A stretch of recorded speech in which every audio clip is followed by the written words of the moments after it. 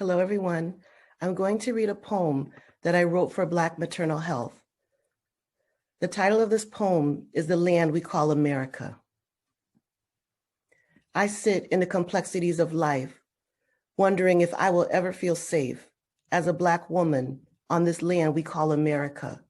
You call the land of the free, the home of the brave? Free, brave. I wish those words could mean the same thing to me and the sons and daughters I will birth on this land my ancestors built, this land called America. Built on the back of Black bodies, a forgotten history of birth, pain, of suffering, but also of resilience and determination. It is because of Black women that I am here. I am inflicted with 400 years of harm, still affecting the treatment of my womb. A Black body I'm still trying to control today in a healthcare system where I should feel safe, but we all know I may not survive. You act like you don't see me, like you don't hear me. You turn your head away from the treatment you know is killing me. Afraid to look in my eyes, afraid I'm going to tell the truth. You need to know who I am to understand why I fight, just to safely give birth on this land we call America. Hello, happy Mother's Day. This is Vanessa coming at you from her daughter's bedroom. I am a family nurse practitioner.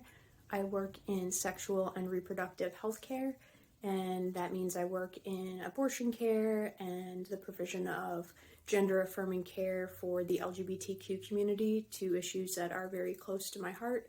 I also am a member of the LGBTQ community, and I, as a nurse and as a mom and as a human and as a member of a community, will fight for access to universal healthcare coverage for all Americans, regardless of their ability to pay.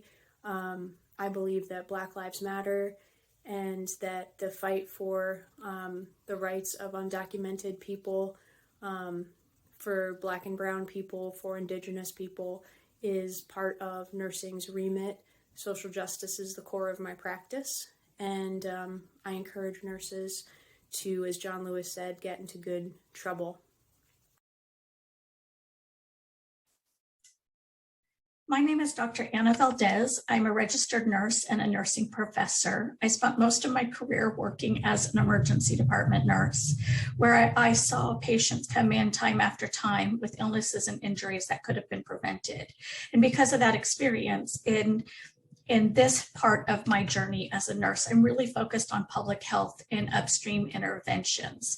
When I think about the future of nursing, I think that we have to really begin to focus on all of the things that are causing people to become ill and to be injured and preventing those from happening. That's really where we're going to get health promotion for families.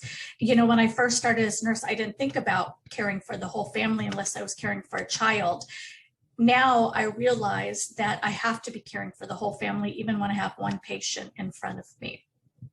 There are so many things that I think nurses must be paying attention to in the future and now, and starting to do the work to be able to ensure that we have healthy futures for our children and our families. There are so many things that I think are often identified as political when really these are core healthcare issues. Things like abortion rights, racism, and the impact that racism has on social determinants of health and health outcomes and health disparities. Immigration regulations, children who have been in cages and the adverse childhood experiences that they're going to be affected with, the fact that Black birthing people are having 3 to 4 times more death and infant mortality than white birthing people. All of these things are things that we have to be focused on. We have to deal with the upstream issues. We can't just say, oh, that's politics. I'm focused on my patient. This is what I do. If you really care about your patients and your communities, we have to be focused on those things that are causing them to be harmed. And I think now more than ever and in the future, nurses have got to take a stand and defend human rights. We've watched over the last several years so many human rights violations. We're seeing it now with abuses in the law of transgender youth that could potentially cause children to die as a result of legal decisions that are being made by people who are not healthcare providers and not informed on transgender health issues. So I think when I think about the future and when I think about the well-being of our communities, our nation, and of families, what sticks with me is that nurses have to fight for human rights. We have to look at all of the factors that are harming our communities. And going forward, that's what I intend to do.